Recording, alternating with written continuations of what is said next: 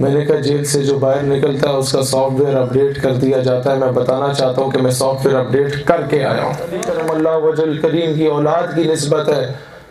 انہوں نے قلعہ خیبر فتح کیا تھا، جب تک میں بیت المقدس میں داخل نہ ہو جاؤں میں تب تک ملک نہیں لکھواؤں گا نام۔ لاہور کی کیمپ جیل وہی کیمپ جیل ہے جہاں 1970 کی دہائی میں مولانا عبدالستار خان نیازی کو بھی اسی جیل میں رکھا گیا۔ میں والے نان پہ خرید نہیں سکتا تو مجھے معاف کر دینا، لیکن اس دن میرا گریبان پکڑنا جس دن میں نظریے پہ سمجھوتا کرنا شروع کر دیا۔ زرداری جیسے بندے کو مجبور کیا کہ اقوام متحدہ میں جا کے ناموس رسالت کی بات کرے، اور اس نے کی۔ گاؤں والوں نے مجھے اس وقت اگر وہ موقع نہ دیا ہوتا تو آج میں اتنی دلیری کے ساتھ بڑے بڑے وزیروں کے گریبان نہ پکڑ سکتا۔ الرحمن الرحیم، الصلاۃ والسلام علیک یا رسول اللہ وعلی آلک وصحبک یا حبیب اللہ صلی اللہ تعالی علیہ وآلہ وسلم۔ جب میں جیل سے باہر نکلا تھا تو ایک تو اس بات کی خوشی تھی کہ میری قوم نے میرا ساتھ دیا، لیکن ایک اس سے بڑی خوشی یہ تھی کہ جب مجھے باہر کھڑے لوگوں نے بتایا کہ جس کمرے میں تم ٹھہرے تھے یا جس جیل میں تم ٹھہرے تھے یہ لاہور کی کیمپ جیل وہی کیمپ جیل ہے جہاں 1970 کی دہائی میں مولانا عبدالستار خان نیازی کو بھی اسی جیل میں رکھا گیا تھا، جو تحریک ختم نبوت میں انہوں نے اپنا کردار ادا کیا۔ اور دوسری بات، ہم نے مسجد کے تقدس کی بات کی۔ یہاں حافظ افتخار صاحب اگر آئے ہوں تو یہ جو سامنے مسجد ہے، 2008 کی بات ہے، جب میں 8ویں کلاس میں پڑھا کرتا تھا، میرے دادا اللہ ان کے درجات بلند فرمائے وہ مجھے لے گئے تھے کہ عشق رسول پہ آپ نے جمعے والے دن جو ہے آخری 10 منٹ میں حافظ افتخار صاحب سے درخواست کروں گا تو آپ کو یہاں موقع دیں گے بولنے کا۔ تو میں سمجھتا ہوں اس وقت میرے گاؤں والوں نے مجھے اس وقت اگر وہ موقع نہ دیا ہوتا تو آج میں اتنی دلیری کے ساتھ بڑے بڑے وزیروں کے گریبان نہ پکڑ سکتا۔ مورخ جب لکھے گا تو ضرور لکھے گا کہ ٹاکرا جب بھی وقت کے بادشاہوں سے ہوا تھا تو اعلان بغاوت بھی میرے گاؤں سے ہوا تھا۔ میرے بزرگوں، میں صرف ایک بات کہنا چاہتا ہوں، جب جیل سے باہر آیا تو لوگوں کو مجھ سے توقع تھی کہ بڑی نپی تلی گفتگو کرے گا۔ میں ان کی توقعات کے خلاف گیا۔ انہوں نے مجھے کہا کہ آپ کے الفاظ کا چناؤ تو بڑا مثبت ہوتا تھا، آپ نے بڑا جذباتی باتیں کی۔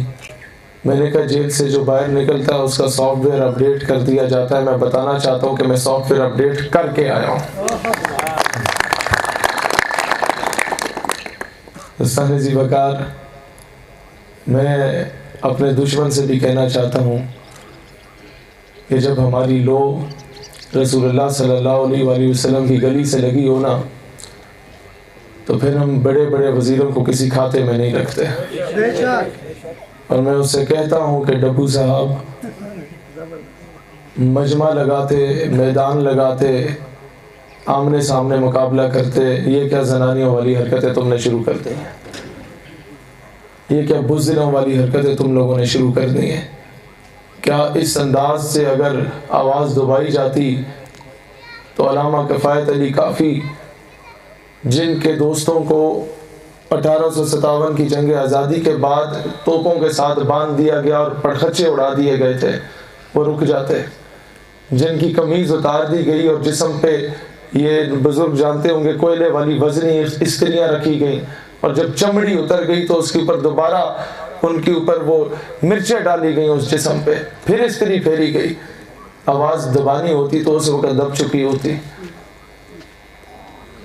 آواز دبانی ہوتی تو اس وقت جب انہیں لے کے جا رہے تھے جیل میں پھانسی کے لیے تو وہ یہ نہ کہتے کہ کوئی گل باقی رہے گا نہ چمن رہ جائے گا، بس رسول اللہ کا دین حسن رہ جائے گا۔ آواز دبنی ہوتی تو اس وقت ہاتھیوں پہ بٹھا کے علماء کو ان کے پاؤں کو باندھ کے اور یہاں شولڈر سے نیچے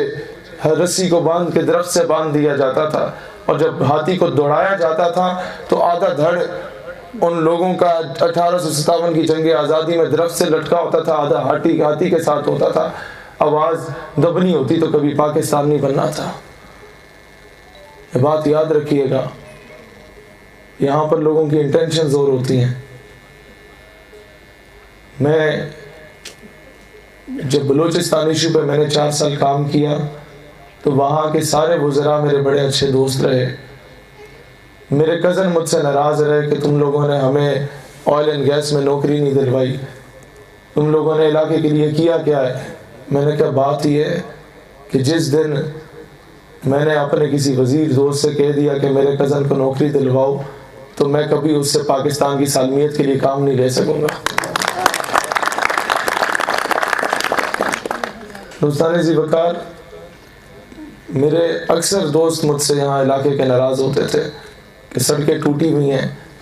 تم وہاں تقریریں کر رہے ہو، وہاں دھرنے دے رہے ہو، ٹیوب ویل نہیں ہے ہماری ڈوکوں پہ، تم وہاں کر رہے ہو، گیس یہاں سے نکلی یہاں نہیں ملی، تم وہاں تقریریں کر رہے ہو۔ میں نے کہا بات یہ ہے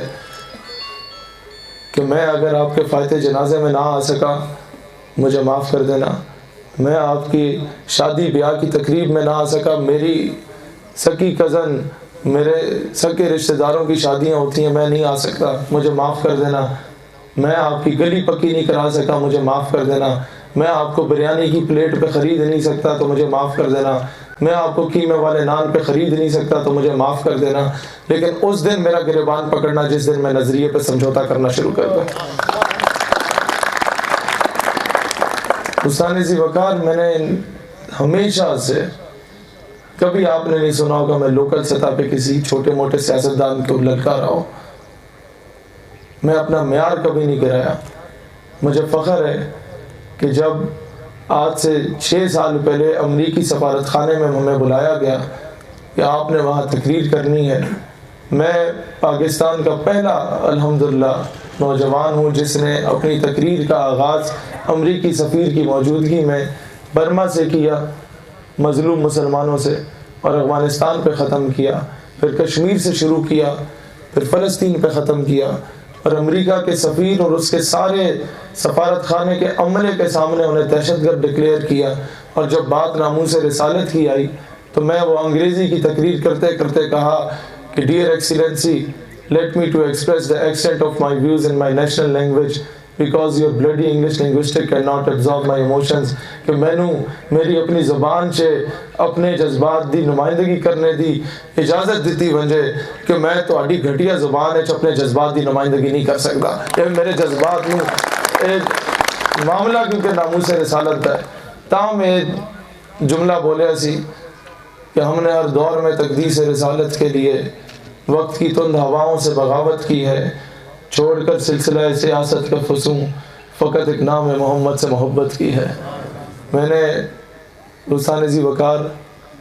جب کام سیٹس کا ڈوئل ڈگری کا ایشو بنا یونیورسٹی کا تو وہاں کے 3000 بچے جو 6.5-7 لاکھ انویسٹ کر کے اپنی ڈگریاں لینے لگے تو ان کی ڈگریاں انہیں نہیں مل رہی تھیں، اس وقت ان کا وہ معاملہ اٹھایا۔ علامہ اقبال نے جس کالج سے پڑھا گورنمنٹ مرے کالج سیالکوٹ، وہ عیسائیوں کو دے دیا گیا، اس کی مسجد بند کر دی گئی، 12,000 بچوں کو اس وقت کالج سے نکال کے سڑک پہ بٹھا کے ان کا مسئلہ حل کروایا تھا۔ اس کے بعد فیڈرل بورڈ جو پاکستان کا سب سے بڑا بورڈ ہے وہ بچوں کو فیل کرتے۔ میں آپ کو صرف یہ بتا رہا ہوں کہ میری فیلڈ کیونکہ اسٹوڈنٹ پالیٹکس تھی، یہ والی تھی نہیں، تو میں نے اس میں کیا کیا، میں کونسلر بھی نہیں تھا، میں نے ایک ادنا سے آدمی کی حیثیت میں کیا کیا کہ وہ فیڈرل بورڈ کا اس کے چیئرمین میں کے دفتر میں 22 گریڈ کے افسر کے دفتر میں میڈیا لے کے گیا، وہاں پر وہ معاملہ میں نے بچوں کا حل کروایا۔ امریکی سفارت خانے پہ جب امریکہ نے 2012 میں گستاخانہ فلم بنائی، میں ایف ایس سی کا تھا جتنا یہ 16 سال کا بچہ ہوتا ہے، میں پنڈی کچہری کا 1000 وکیل اور 2000 نوجوانوں کو لے کے امریکی سفارت خانہ بند کروانے کے لیے نکلا تھا، اور اس کے اگلے دن ہی بلکہ وہ شام کو رحمان ملک پیپلز پارٹی کا دور تھا، ہمارا وہ ہوتا تھا کیا کہتے ہیں وزیر داخلہ ہوتا تھا، 2012-13 کی بات ہوگی، وہ وزیر داخلہ ہوتا تھا، اس نے ہمارے اس احتجاج کو دیکھ کے میڈیا پہ آ کے اعلان کیا کہ کل پورے پاکستان میں یوم عشق رسول منایا جائے گا، اور زرداری جیسے بندے کو مجبور کیا کہ اقوام متحدہ میں جا کے ناموس رسالت کی بات کرے، اور اس نے کی۔ اس کے بعد 2018 میں عمران خان حلف اٹھا رہا تھا 17 اگست کو، وزیر اعظم بننے کے بعد اس کی پہلی تقریر تھی، اور اس کے بعد ڈپلومیٹک انکلیو کو 25-30 ہزار شکان رسول کے ساتھ ہم لوگوں نے سیل کر دیا تھا، اور اسمبلی میں جو پہلی قرارداد پیش ہوئی تھی وہ ہالینڈ میں شائع ہونے والے گستاخانہ خاکوں کے خلاف پیش ہوئی تھی اس وجہ سے۔ اور اس کے بعد ہم اس قابل تو نہیں تھے، نہ ہم کامیاب ہو سکے سفارت خانہ بند کرانے میں، لیکن میں ضرور بتا سکتا ہوں کہ اقوام متحدہ جہاں پوری دنیا کے فرعون بیٹھے تھے وہاں، اور OIC تمام اسلامی ممالک میں اگر پہلی آواز اٹھی تو پاکستان سے ہم نے آواز اٹھوائی تھی۔ اس کے بعد فرانسیسی سفارت خانے کا معاملہ آیا تو 12 ربیع الاول کو جب پورا پاکستان میلاد کے جلوس منا رہا تھا، ہم نے کہا ہم کس منہ سے آقا کی میلاد کا جشن منائیں گے جب ان کی شان میں گستاخیاں ہو رہی ہیں۔ ہم نے پورے پاکستان سے نوجوان اکٹھا کیا اور پھر فرانسیسی سفارت خانے کو بند کرنے کی بات کی۔ وہ بند ہوتا ہے یا نہیں ہوتا، کم از کم ہم بروز حشر یہ آقا کو ضرور کہہ پائیں گے، آقا ہم بہت ہی کم تر قسم کے لوگ تھے، ہم سے اور کچھ نہیں ہوا، کم از کم ہم میدان میں پروانے کی طرح نکل آئے تھے۔ دوستان ذی وقار، اب 26 سال کا ہوں میں، 16 سال کی عمر سے یہ شروع کیا سارا سلسلہ، مجھے 10 سال ہو گئے ہیں۔ ساری باتیں بتانے کا مقصد یہ ہے کہ ہم نے دنیا کے کسی فرعون کو نہیں بخشا، اس کے باوجود میرے گھر میں چولہا جلتا ہے، اس کے باوجود میرا دانہ پانی بند نہیں ہوا، اس کے باوجود میں زندہ ہوں۔ اس لیے آپ بھی حق کا ساتھ دیں تو آپ کو بھی موت نہیں پڑے گی۔ میں اس قوم کو یہ کہنا چاہتا ہوں۔ دوستان ذی وقار، آج تک ہمارا نظام بہتر کیوں نہیں ہوا کہ ہم نے بحیثیت قوم اپنا جو معیار ہے اتنا گرا دیا کہ ہم 50 روپے کے قیمے والے نان پہ اپنے ضمیر کا سمجھوتا کر لیتے ہیں، اور جن کو ہم الیکٹ کرتے ہیں وہ کم ظرف لوگ کبھی بھی قومی سطح پہ انہوں نے بات نہیں کی، انہوں نے قوم کا سودا کیا وہاں پہ۔ دوستان ذی وقار، 18 سال سے ڈاکٹر عافیہ صدیقی کے نام پہ سیاست کی گئی، 2.5 سال ہو چکے ان کا نام لینے والا کوئی نہیں ہے۔ مجھے فخر ہے کہ پچھلے 4 سالوں کے بعد دوبارہ جب ڈاکٹر عافیہ صدیقی کا کیس اسلام آباد ہائی کورٹ میں کھولا گیا، وہ قوم کی بیٹی جو امریکہ میں قید ہے، اس کے کیس کو دوبارہ کھلوانے میں ہم لوگوں نے اپنا رول پلے کیا تھا۔ ہم لوگ نہ حکومت میں رہے نہ اپوزیشن کی کوئی بہت تکڑی جماعت رہے، ہم لوگ چند نوجوانوں سے وہ قافلہ شروع ہوا، لیکن اللہ کی اتنی کرم نوازی ہے کہ اب تک ہم لوگوں نے جو کچھ اچیو کیا، جو کچھ حاصل کیا، وہ شاید ملک کی بڑی بڑی سیاسی جماعتوں نے حاصل نہ کیا ہو۔ مجھے فخر حاصل ہے، میں ادھر گاؤں میں تھا، میرے تایا کی فوتگی ہوئی بھی تھی، الطاف صاحب کی۔ جب مجھے پتہ چلا، فوتگی کا دوسرا تیسرا دن تھا، گھر پورا سوگ میں تھا، اور مجھے پتہ تھا کہ اس معاملے پہ میں گرفتار ہو سکتا ہوں۔ جب پتہ چلا کہ 27 دن ہو گئے، ایک بندہ پارلیمنٹ سے 1 کلومیٹر کے فاصلے پہ اسلام آباد میں اسرائیل کا جھنڈا لگا کے بیٹھا ہوا ہے، وہ اسرائیل جو میرے فلسطین کی مظلوم بہنوں پہ، مسلمان بہنوں کے ساتھ زیادتی کرتا ہے، جس نے بیت المقدس اور مسجد الاقصیٰ قبلہ اول پہ قبضہ کیا ہوا ہے، 27 دن سے کسی کی جرت نہیں ہے اس بندے کو جا کے اٹھا کے لائے۔ یہاں میرے تایا کا سوئم تھا، لیکن میں نے کہا خاندان کی ناراضگیاں ہوتی رہیں گی، نظریے پہ سمجھوتا نہیں کرنا۔ میں یہاں سے گاڑی دوڑا کے لے کے گیا، 27 دن سے بیٹھے ہوئے اس بدبخت کو لتر مار کے اٹھانے والے بھی ہم لوگ ہیں الحمدللہ۔ دنیا کو بتایا فلسطین پہ سمجھوتا نہیں۔ دوستان ذی وقار، صرف مختصراً ایک بات کہنا چاہوں گا کہ ہم لوگوں نے ان چیزوں کو سمجھنا ہے۔ کب تک یہ خان ملک چودھری، جن کے باپ زادے 1857 کی جنگ آزادی کے بعد مسلمانوں کی مخبریاں کرتے تھے، تاریخ اٹھاؤ، اس میں لکھا ہوا ہے کہ ایک ایک مجاہد کو شہید کرنے کے لیے 20 روپے ملا کرتے تھے، اور دوسرا انگریزوں نے یہ اعلان کیا تھا کہ اگر آپ ایک مجاہد کی مخبری کریں گے اور ہم اس مخبری کے مطابق اسے قتل کر دیتے ہیں، شہید کر دیتے ہیں، تو اس کی ساری جائیداد تمہیں مل جائے گی۔ اس عوض ان لوگوں کو جب انگریز جانے لگا تو اس نے کہا کہ ہمارے جو لوگ کتے نہلایا کرتے تھے اب انہیں نواز کے جاتے ہیں تاکہ پاکستان پہ ہمارا تسلسل قائم رہے، ہمارا تسلط قائم رہے۔ انہوں نے کیا کیا کہ انہیں گھوڑے پہ بٹھایا اور سر پہ دستار باندھی اور کہا کہ دوڑاؤ گھوڑے، جب تک مغرب نہیں ہوتی گھوڑے کو دوڑاتے رہو۔ مغرب کے وقت تک گھوڑا جتنے گاؤں کا سفر کرتا تھا انگریز کہتا تھا کہ یہ گاؤں تمہارے ہو گئے، تم یہاں کے نواب ہو گئے۔ مجھے افسوس سے کہنا پڑتا ہے پچھلے 70 سالوں سے میری 22 کروڑ عوام نے انگریزوں کے کتے نہلانے والوں کی غلامی کی ہے۔ اب نہیں کرنے دیں گے انشاءاللہ تعالی، اب نہیں کرنے دیں گے انشاءاللہ۔ ماضی میں ایسی آوازیں اٹھتی تھیں تو دبا دی جاتی تھی، ماضی میں ایسی آوازیں اٹھتی تھی تو سافٹ ویئر اپڈیٹ کر دیا جاتا تھا۔ اگر سافٹ ویئر اپڈیٹ نہیں ہوا تو اس کی سب سے بڑی وجہ یہ ہے کہ میرے لاہور پہنچنے سے پہلے جب پیغام پھیل گیا تو 15 شہروں میں احتجاج شروع تھے، اور دوسری بڑی وجہ یہ ہے کہ پاکستان کے سارے وکیلوں کو لے کے ارشد حمید صاحب 3 دن تک وہاں سے اٹھے نہیں تھے جب تک میں وہاں جیل سے باہر نہیں آیا تھا۔ حسین ذی وقار، میں یہاں کس کس کا شکریہ ادا کروں کہ جن لوگوں نے مجھے وہم و گمان میں نہیں تھا کہ کتنے عرصے سے کوئی چھوٹے چھوٹے معاملوں پہ ہمارے خاندان آپس میں اختلافات رکھتے تھے گاؤں میں ان کا بھی شکر گزار ہوں کہ فائت جنازے ختم ہو گئے تھے، لیکن نظریے کی بات آئی تو وہ سب سے پہلے ہمارے حمایت میں کھڑے ہوئے تھے۔ میں اب بھی یہ کہنا چاہتا ہوں یہاں سے اپنے بزرگوں کی اجازت سے کہ آج کے بعد میں آپ گاؤں والوں سے درخواست کرتا ہوں کہ یہ جتنے سیاستدان ہیں یہ آپ کو لڑواتے ہیں، اور جب بھی کوئی شادی بیاہ ہوتی ہے